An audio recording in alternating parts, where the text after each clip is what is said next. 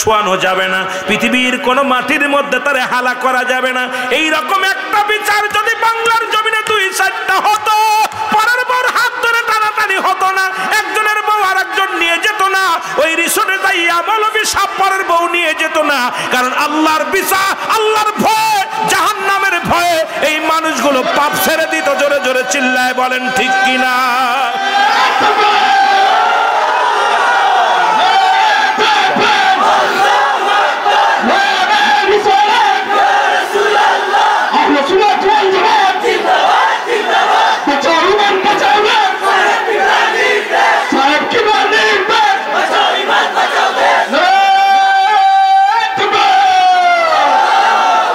ধন্যবাদ যুবক। কোন বিবাহিত নারী, বিবাহিত পুরুষ জানাজা পাবে না। ভালো করে শোনেন, ভালো করে শোনেন।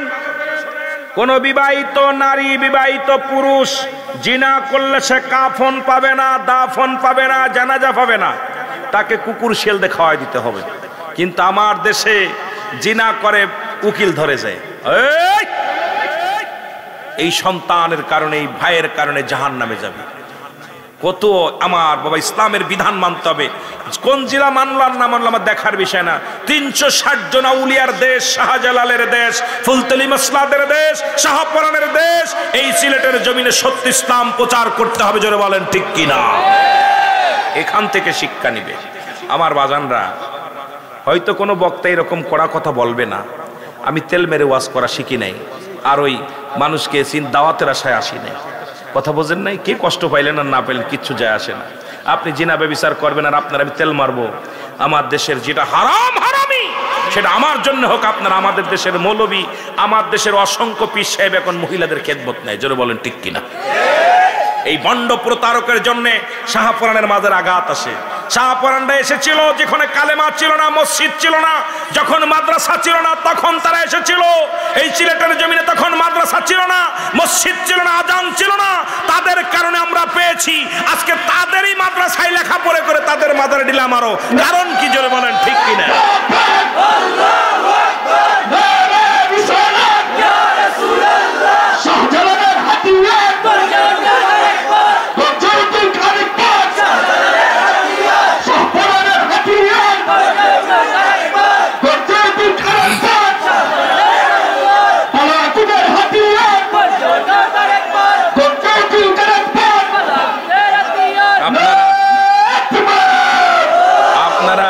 সিলেটবাসী যুবকেরা এই ইতিহাস জানেন না।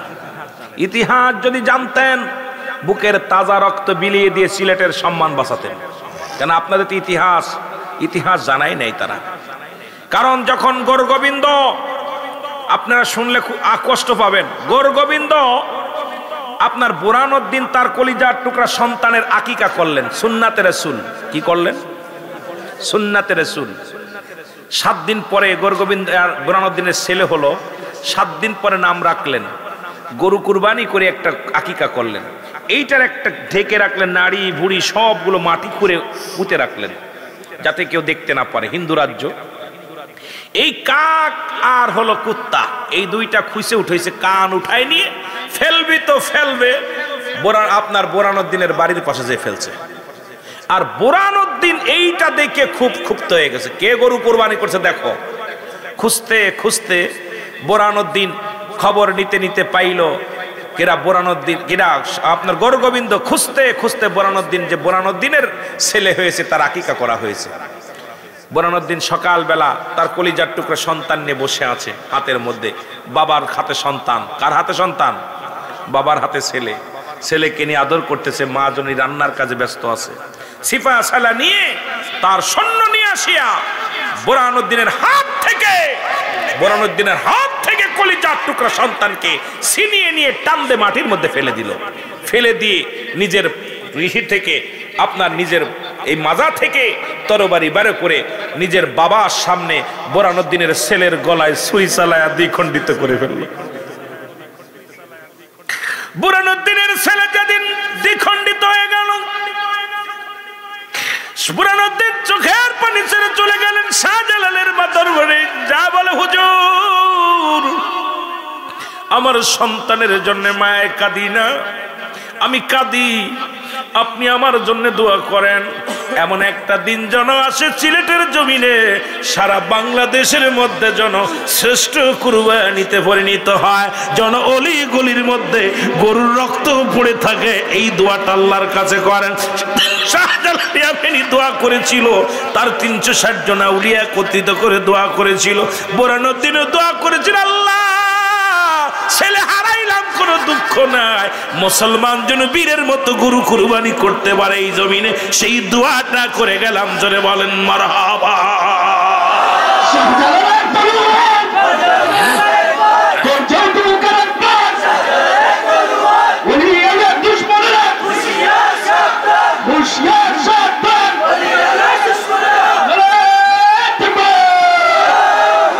কথা বলে আমি একটু যাই পিছে। যুবকেরা,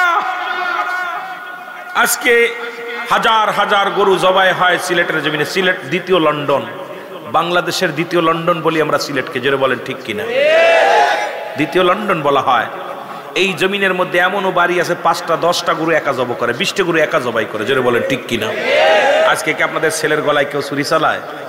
তাহলে সেই শাহজালালের মাজারে যখন আক্রমণ হয়, শাহপুরানের মাজারে যখন আক্রমণ হয়, আপনি গরুর গোশত কোন বুদ্ধিতে খান, কোন জ্ঞানে খান? আয় মৌলবি, তুই গরুর গোশত খাস আর আল্লাহর ওলিদের মাজার ভাঙতে চাস? আগে গরুর গলায় ছুরি দেওয়ার আগে শাহজালালের কথা একবার ভাবা লাগবে, শাহপুরানের কথা ভাবা লাগবে। তাদেরকে যদি তোরা না জায়েজ করিস, তোদের জন্য গরুর গোশত খাওয়া হারাম হয়ে যাবে। জোরে বলেন ঠিক কিনা? কোথায়?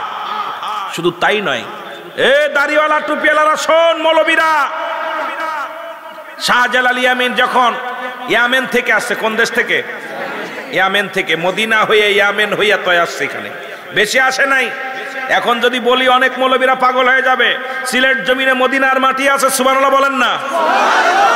এই চাচি রহমাতুল্লাহ আলাইহি নাম শুনছেননি? এদের জীবনী নিয়ে আমরা গবেষণা করি, বলতে পারি না, কারণ আমার ওয়াজ তো চলে গেছে অন্যদিকে, তবুও টাচ দিতে হবে। কারণ এই জমিনে আসলে পশমগুলো দাঁড়িয়ে যায়, ভয় করে, কোন জমিনে পা রাখছে তারা জানি না। যাদের মাধ্যমে ইসলাম পাইলা সিলেটের ভাইরা, তাদের চিনতে পারো নাই। আজকেও যারা মুনাফিকি করেন, আপনাদের অবস্থা খুব ভয়ঙ্কর হবে। গৌরগোবিন্দ ঘোষণা করে দিলেন, কোন দাড়িওয়ালা, কোন টুপিওয়ালা, কোন পাগড়িওয়ালা সিলেটের জমিনে ঢুকবে না। এই নাউজুবিল্লাহ বলার আগে যে সমস্ত মৌলবীরা মাজার ভাঙতে গেছে, ওদের ধরে নিয়ে আমার কাজ। তোদের ওই দাড়ি টুপি পাগড়ি নিয়ে সিলেটে ঢুকতে দেওয়া যাবে না। এই হুকুম ছিল কার? জোরে বলেন কার? গৌরগোবিন্দ। উনি ঘোষণা করে দিলেন, বলল যদি কোনো দাড়িওয়ালাকে কেউ গাড়িতে উঠায়, তার আগামী কাল থেকে তার শিরচ্ছেদ করা হবে। কোন টুপিওয়ালা দাড়িওয়ালাকে যদি কোনো ব্যক্তি নদী পার করে পাটনি, তাকে শিরচ্ছেদ করা হবে। নৌপথ বন্ধ, বিমান পথ বন্ধ, সব রোড ঘাট সব বন্ধ, সড়ক পথ বন্ধ, সব বন্ধ করে দিলেন। আমার বাবারা একটু খেয়াল করেন, ইতিহাসটা জানেন, আপনারা একটু ইতিহাস জানাবেন। এই ছেলেদেরকে ইতিহাস জানাবেন, এরা তো জানে না, এদের চোখ বন্ধ করে রাখছে। কেন? এদেরকে বুঝতে দেবে না, ইতিহাসগুলো বইতে আনতে হবে। আমরা পড়েছি, তাদের গবেষণা করেন। আপনি শাহজালাল নিয়ে গবেষণা করেন, পাবেন সব। শাহপুরান নিয়ে গবেষণা করেন, ফুলতলি মাসলাত নিয়ে গবেষণা করেন। এশিয়া মহাদেশের এই কেরাত প্রশিক্ষণ, যেটা এশিয়ার বিখ্যাত, যেখানে হলো ফুলতলি মাসলাত। জোরে বলেন মারহাবা। গবেষণা করো মিয়া, গবেষণা না করে দূরে এসে ফালাফালি করো। আয়া মানুষকে তেল মেরে ওয়াজ করতে করতে অভ্যাস হয়ে গেছে খারাপ। খালি তেল মারবা আর খালি মিলাদ কিয়াম মারামারি, নূর না মাটি, এই নিয়ে মারামারি শুরু করছো। আসল ইতিহাসটা মানুষকে জানাও। জানানিরা যখন জানতে পারবে, এরাই তখন গর্জে উঠবে। কারণ আমরা ভেসে আসি নাই, এ দেশের মানুষের রক্তের ভিতরে শাহজালালের রক্ত আছে, শাহপুরের রক্ত আছে, শাহ মাকদুমের রক্ত আছে, ফুলতলি মাসলাতের রক্ত আছে। এই জমিন ব্যথা যেতে পারে না। জোরে বলেন ঠিক কিনা?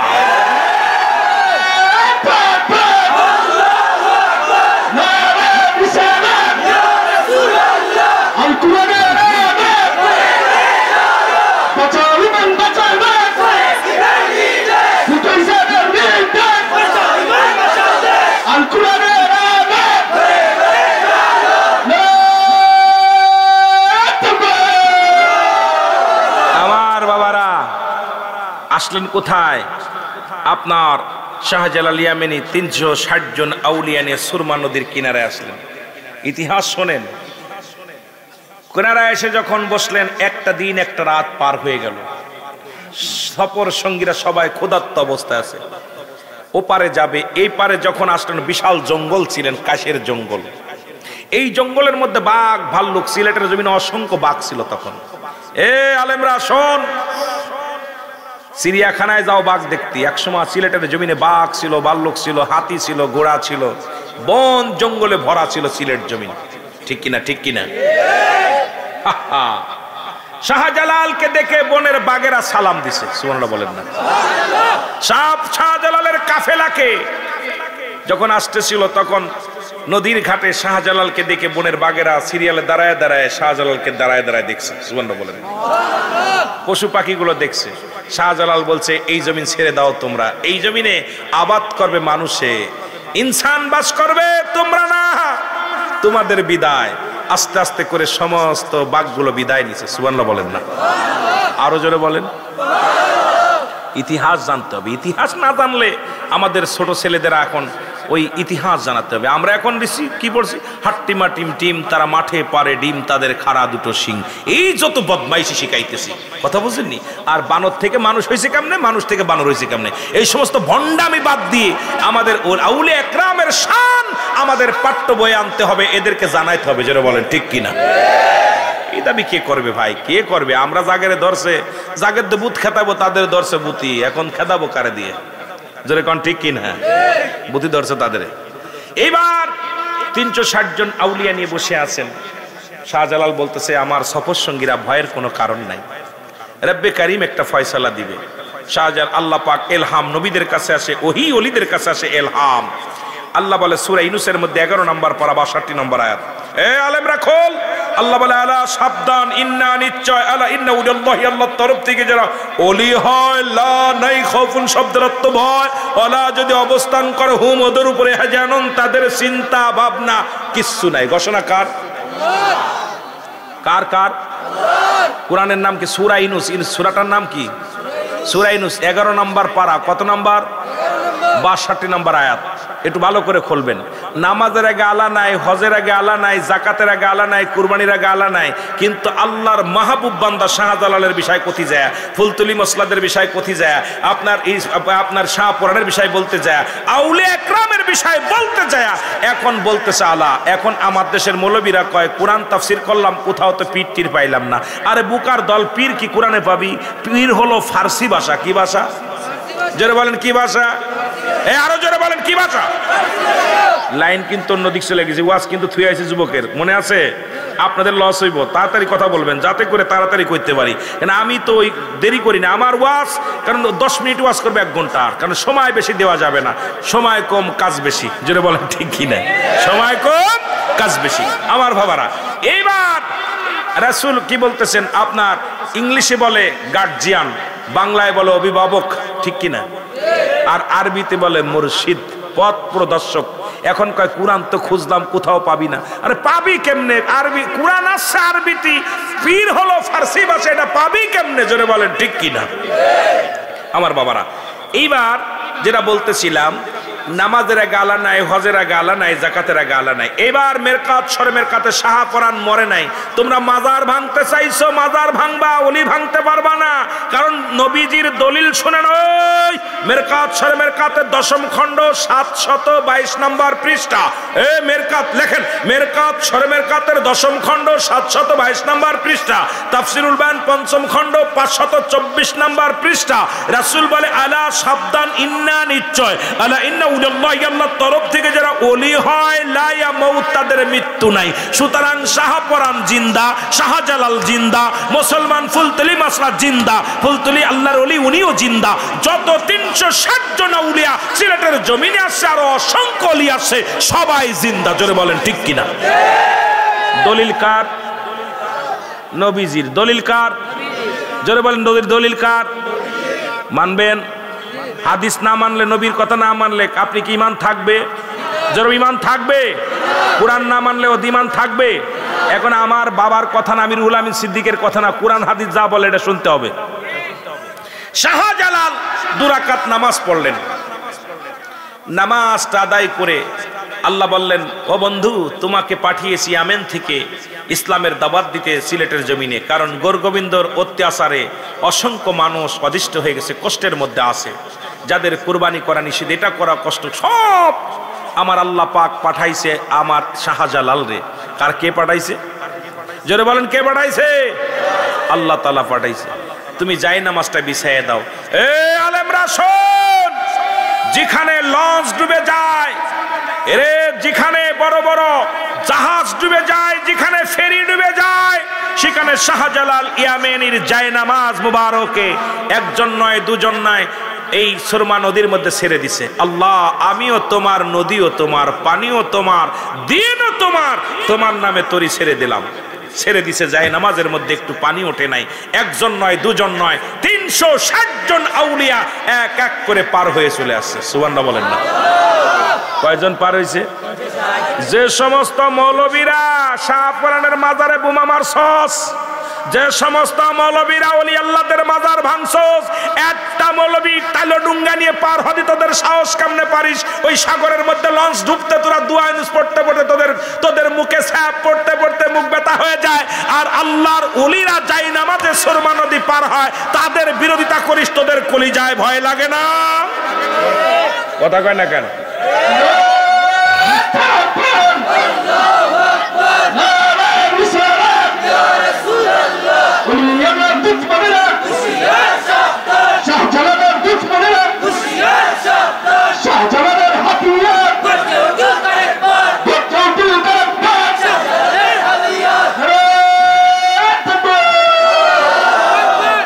অনেক কথা ছিল, সময় স্বল্পতার কারণে আমি আগাতে পারছি না।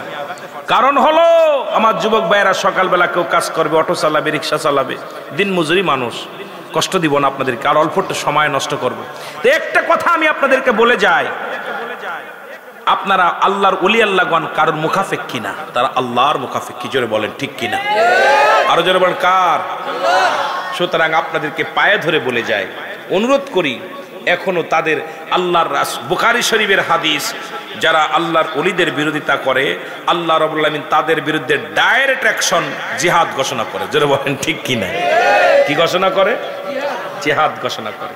কিন্তু ভাই, আজ না কাল হোক, আপনার সংসারের মধ্যে আপনি এখন টের পাচ্ছেন না, আপনার ছেলে মেয়ের উপরে চলবে, আপনার নাতিপুতির উপরে চলবে। আল্লাহর ওলিরা বেজার হলে এইটার ফল আপনি পাবেনই। কারণ আজকে আপনি পাচ্ছেন না, আপনার ছেলের পদে যাবে, আপনার মেয়ের পদে যাবে, আপনার অভিশাপ, এই ওলি আল্লাহর লানত। আপনি ওলি আল্লাহর মুখটা বেজার হলে, ওই যে খালেক মিস্ত্রি শুনেন নাই? খালেক মিস্ত্রির কাহিনী শোনেন নাই? যে যখন পিঠের মধ্যে আঘাত করছে, ওর পিঠের মধ্যে দাগ হয়ে গেছে, পিঠের মধ্যে প্রতিটা বাড়ির দাগ আসছে।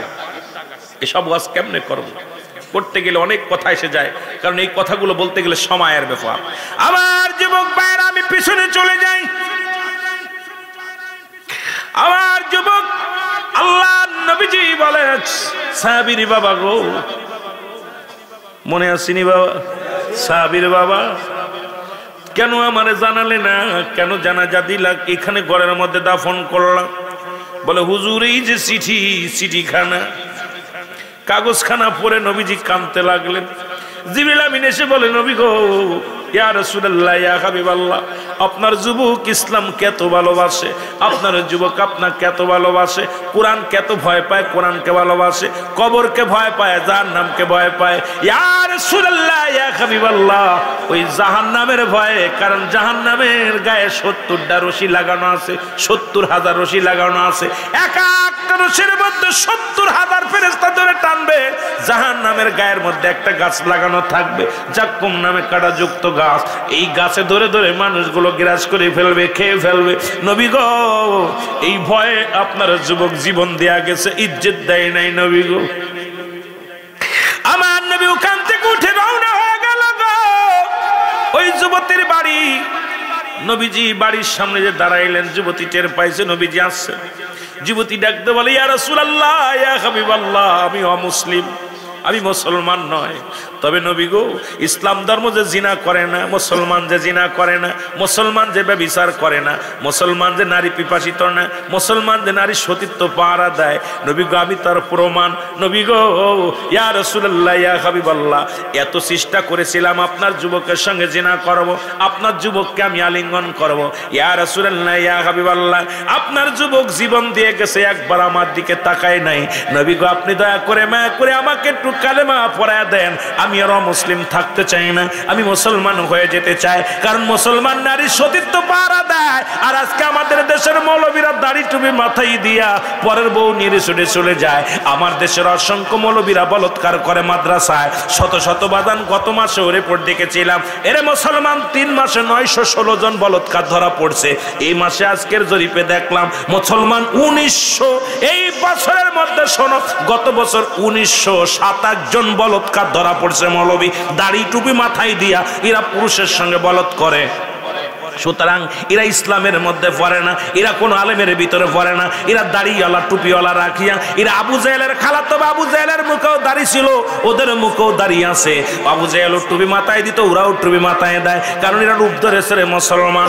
আমার নবীজি বলে, এই জন্য আল্লাহ বলে, আমিনান নাস, মানুষের মধ্যে মাকুল, তারা বলবে আমান্না তুই ঈমান আনছো বিল্লাহি, আল্লাহর প্রতি, অবিলামিনা কিরাতের প্রতি বিশ্বাস স্থাপন করছে। আমা হুম বিমুমিনিন, আল্লাহ কয় হাবিবরে ওরা মুমিন মুত্তাকিন বলে দাবি করবে। আল্লাহ বলে, হাবিব ওদের জন্য আমি রেখে দিলাম মুইদ্দাতুল কাফিরিন, ওই কাফের বেঈমান মুনাফিকদের জন্য আমি আল্লাহ প্রস্তুতি করে রাখলাম 7টা জাহান্নাম।